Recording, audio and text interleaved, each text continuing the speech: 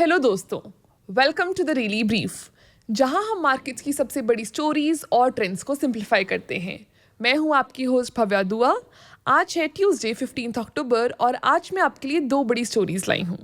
आप हमें Spotify, Apple podcast या किसी भी प्लेटफॉर्म पर सुन सकते हैं। और अगर आप पढ़ना प्रेफर करते हैं तो हमारे नो स्पैम न्यूज़लेटर को सब्सक्राइब कर लीजिए for a quick run down. सब लिंक्स आपको शो के डिस्क्रिप्शन में मिल जाएंगे। तो चलिए शुरू करते हैं। आज सबसे पहले मैं बात करूंगी कि आरबीआई गवर्नर शक्तिकांता दास ने अपनी रीसेंट स्पीच में बैंक्स के एवोल्यूशन के बारे में क्या बोला, और फिर हम डिस्कस करेंगे आजकल का सबसे डिस्कस्ड टॉपिक एआई रेवोल्यूशन, और आखिरी में हम रोज की तरह बात करेंगे कुछ इंटरेस्टिंग टिडबिट्स के बारे में। तो चलिए आज की पहली स्टोरी से शुरू करते हैं। शक्तिकांता दास, जो कि रिजर्व बैंक ऑफ इंडिया के गवर्नर हैं, उन्होंने रिसेंटली सेंट्रल बैंक्स के एवोल्यूशन के बारे में एक स्पीच दी थी।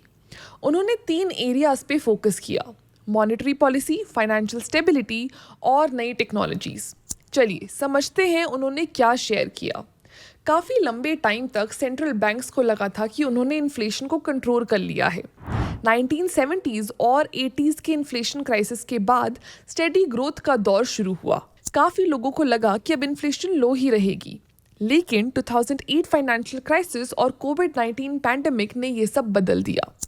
दोनों केसेस में सेंट्रल बैंक्स को इंटरेस्ट रेट कट्स करने पड़े और इकोनॉमीज को संभालने के लिए काफ़ी ड्रास्टिक स्टेप्स लेने पड़े। दास ने हाईलाइट किया कि इन एक्शंस ने नए चैलेंजेस भी क्रिएट किए हैं। अब कुछ सेंट्रल बैंक्स के पास इतना ज़्यादा डेट है कि उनकी इंडिपेंडेंस को खतरा हो सकता है। इंडिया ने अलग अप्रोच ली। हमने इमरजेंसी मेजर्स के लिए क्लियर एंड डेट सेट किए, लेकिन ग्लोबल लेवल पे राइजिंग पब्लिक डेट का भी एक कंसर्न है। सेंट्रल बैंक्स के लिए इस डेट को मैनेज करना एक चैलेंज बन रहा है। अब दूसरे फोकस एरिया की बात करते हैं, जो है फाइनेंशियल स्टेबिलिटी। सेंट्रल बैंक्स का एक काम होता है फाइनेंशियल सिस्टम को स्टेबल रखना। जैसे 2008 फाइनेंशियल क्राइसिस में और पैंडेमिक के टाइम सेंट्रल बैंक्स ने इकोनॉमी में बहुत पैसा डाला था। इससे बिजनेसेस और लोगों ने ज़्यादा रिस्क लेने शुरू कर दिए। अब जब इन्फ्लेशन वापस आ गई है तो सेंट्रल बैंक्स इंटरेस्ट रेट्स बढ़ा रहे हैं और इससे नए प्रॉब्लम्स क्रिएट हो रहे हैं, जैसे कि कुछ कंट्रीज में 2023 में बैंकिंग क्राइसिस देखे गए। दास ने ये भी बताया कि अलग अलग कंट्रीज अलग अलग तरीके से हैंडल कर रहे हैं। कुछ पॉलिसीज को टाइट कर रहे हैं तो वहीं कुछ रिलैक्स भी।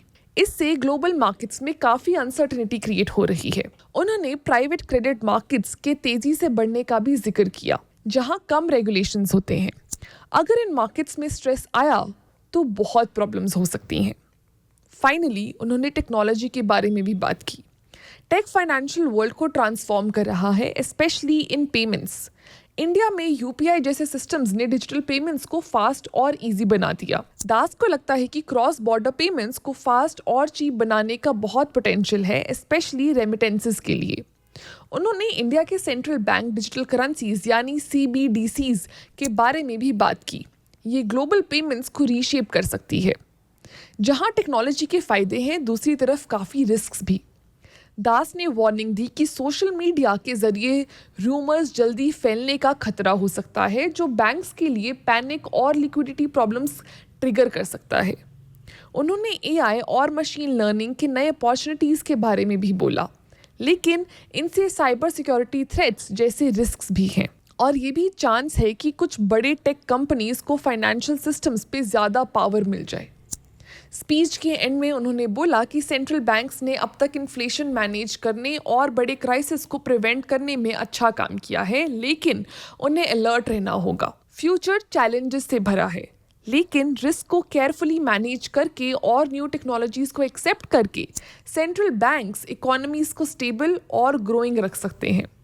शॉर्ट में सेंट्रल बैंक्स नए चैलेंजेस से डील करने के लिए इवॉल्व हो रहे हैं। उन्हें इन्फ्लेशन कंट्रोल और फाइनेंशियल स्टेबिलिटी को बैलेंस करते हुए नई टेक्नोलॉजीज को अडॉप्ट कर आगे बढ़ते रहना होगा। तो ये थी हमारी आज की पहली स्टोरी। अब हम बात करेंगे AI रेवोल्यूशन के बारे में। AI सिर्फ एक और टेक ट्रेंड नहीं है। अगर ये इसी स्पीड से आगे बढ़ता रहा तो ये इंडस्ट्रीज को डिसरप्ट कर सकता है और हमारे जीने का तरीका बदल सकता है। इसलिए देखना ज़रूरी है कि सबसे बड़ी AI कंपनीज क्या कह रही हैं। ज़रूरी नहीं कि उनकी हर प्रेडिक्शन सही हो, लेकिन हम ये समझ सकते हैं कि वो फ्यूचर के बारे में कैसे सोच रहे हैं। तो जब हम कहते हैं कि एआई सब कुछ रेवोल्यूशनाइज कर सकता है, तो इसका आखिर मतलब क्या है? सोचो, एआई डॉक्टर्स जो ह्यूमन से जल्दी बीमारी डायग्नोस कर सकते हों, एआई टीचर्स जो लाखों बच्चों को पर्सनलाइज लेसन्स देते हैं, एआई साइंटिस्ट जो डिस्कवरीज डिकेड्स में नहीं बल्कि दिनों में कर लेते हैं। कुछ लोग तो ये तक कह रहे हैं कि एआई क्लाइमेट चेंज सॉल्व करने, पॉवर्टी ख़त्म करने और ह्यूमन लाइफ स्पैन्स को एक्सटेंड करने में भी मदद कर सकता है। ये सब साइंस फिक्शन लगता है ना? लेकिन कुछ एआई लीडर्स कहते हैं कि ये फ्यूचर हमसे ज़्यादा दूर नहीं है। मैं आज आपको ये इसलिए बता रही हूँ क्योंकि डारियो एमेडाई जो एंथ्रोपिक के सीईओ हैं, उनका एक रीसेंट एसे आया है। एंथ्रोपिक वही कंपनी है जिसने क्लॉड एआई बनाया है। अगर उनका आधा प्रेडिक्शन भी सच हो गया तो हमारी दुनिया बिल्कुल अलग दिखेगी। एमेडाई का विजन बहुत ऑप्टिमिस्टिक है, लेकिन वो रिस्क को इग्नोर नहीं कर रहे। वो मानते हैं कि एआई बहुत पावरफुल होता है। अगर इसे ढंग से हैंडल नहीं किया गया तो ये बहुत खतरनाक हो सकता है। उनका मानना है कि इन रिस्क को हैंडल करना ही एआई के प्योर पोटेंशियल को अनलॉक करना होगा। अब देखते हैं कि एमेडाई एआई के लिए अगले 5 से 10 सालों में क्या प्रिडिक्ट कर रहे हैं। नंबर 1, हेल्थ केयर में वो मानते हैं कि हम कैंसर ऑलमोस्ट ख़त्म कर सकते हैं, जेनेटिक डिसीजेस को प्रिवेंट कर सकते हैं और ह्यूमन लाइफ स्पैन को 150 ईयर्स तक एक्सटेंड कर सकते हैं। वो तो ये भी कहते हैं कि हम 100 ईयर्स की मेडिकल प्रोग्रेस सिर्फ 10 ईयर्स में कर सकते हैं। अब बात करते हैं उनके इकोनॉमिक प्रेडिक्शंस की। एमेडाई एआई ड्रिवन ग्रोथ का एक बहुत ही पॉजिटिव पिक्चर पेंट करते हैं। वो डेवलपिंग कंट्रीज़ में 20% एनुअल जीडीपी ग्रोथ की बात कर रहे हैं, जो चाइना के बूम ईयर्स से भी डबल है। वो तो ये तक कह रहे हैं कि सब सहारन अफ्रीकन 5 to 10 ईयर्स में चाइना की करंट इकोनॉमिक लेवल तक पहुंच सकता है। अब 1 मिनट रुको और सोचो, हम ऐसे इकोनॉमिक ट्रांसफॉर्मेशन की बात कर रहे हैं जो यूजुअली जनरेशन्स में होते हैं, और यहाँ ये सब कुछ सालों में होते दिख रहे हैं। एमेडाई तो एआई फाइनेंस मिनिस्टर्स भी इमेजिन करते हैं जो ह्यूमन एक्सपर्ट से बेटर परफॉर्म कर सकते हैं। ये सब साईफाई मूवी जैसा लगता है ना? लेकिन अब एक स्टेप पीछे लेते हैं। क्या ये विजनरी थिंकिंग है या हम टेक्नो यूटोपियनिज्म में घुस रहे हैं? हिस्ट्री में ऐसे काफ़ी बड़े प्रेडिक्शंस हुए हैं कि टेक्नोलॉजी हमारी सारी प्रॉब्लम सॉल्व कर देगी। याद है जब इंटरनेट को ग्लोबल डेमोक्रेसी का एक नया दौर लाना था, और अब वो कैसे चल रहा है?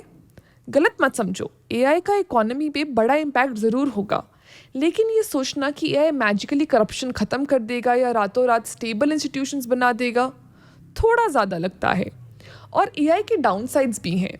एमेडाई जॉब लॉस और राइजिंग इनइक्वालिटी की बात करते हैं, लेकिन क्या हम सच में इन सोसाइटल चैलेंजेस के लिए प्रिपेयर्ड हैं जो उस रैपिड एआई डेवलपमेंट से आ सकते हैं? सो इकोनॉमिक डेवलपमेंट काफ़ी ही मेसी होती है। पॉलिटिक्स, कल्चर और सोशल फैक्टर से जुड़ा होता है जिनके लिए सिंपल प्रोग्राम्स नहीं लिखे जा सकते। तो जब हम इन बोल्ड प्रेडिक्शंस के बारे में सोचते हैं, हमें रियलिस्टिक रहना ज़रूरी है। फाइनेंस और इन्वेस्टमेंट में ऐसे हाइप से बबल्स और क्रैशेस भी हो सकते हैं, लेकिन एमेडाई अकेले नहीं हैं। दूसरे एआई लीडर्स भी सिमिलर प्रेडिक्शंस कर रहे हैं। सैम ऑल्टमैन जो ओपन एआई के सीईओ हैं, वो मानते हैं कि हम सुपर इंटेलिजेंट एआई जो ह्यूमन से हर तरीके से स्मार्टर हो को सिर्फ कुछ हजार दिनों में देख सकते हैं। मुस्तफा सुलेमान जो माइक्रोसॉफ्ट में एआई लीड करते हैं, एआई कंपनीज की बात कर रहे हैं जो हमें लाइफ के हर एरिया में मदद करेंगे। अब जहां एक तरफ ये एआई लीडर्स ऑप्टिमिस्टिक हैं, वहीं दूसरी तरफ कुछ लोग इसका उल्टा मानते हैं। यान लुकियान जो मेटा के चीफ एआई साइंटिस्ट हैं, ने इसे बीएस बोला है एक वॉल स्ट्रीट जर्नल के इंटरव्यू में। हाँ, एग्जैक्टली वही वर्ड बोला है। उनका कहना है कि right now AI is dumber than a house cat, और हम ह्यूमन लेवल इंटेलिजेंस से सालों दूर हैं। उनका मानना है कि सिर्फ ज़्यादा डेटा और कंप्यूटिंग पावर एआई को वहाँ नहीं ले जा सकता। अब ये इंटरेस्टिंग है। देखो, हमें ये समझना होगा कि इन प्रेडिक्शंस के पीछे इंसेंटिव्स क्या हैं। ये एआई लीडर्स सिर्फ हमसे बात नहीं कर रहे हैं, वो पॉलिटिशियंस, इन्वेस्टर्स और पॉलिसी मेकर से भी बात कर रहे हैं। एमेडाई का ऐसे हो सकता है कि ज़्यादा एआई इन्वेस्टमेंट के लिए एक हिंट हो।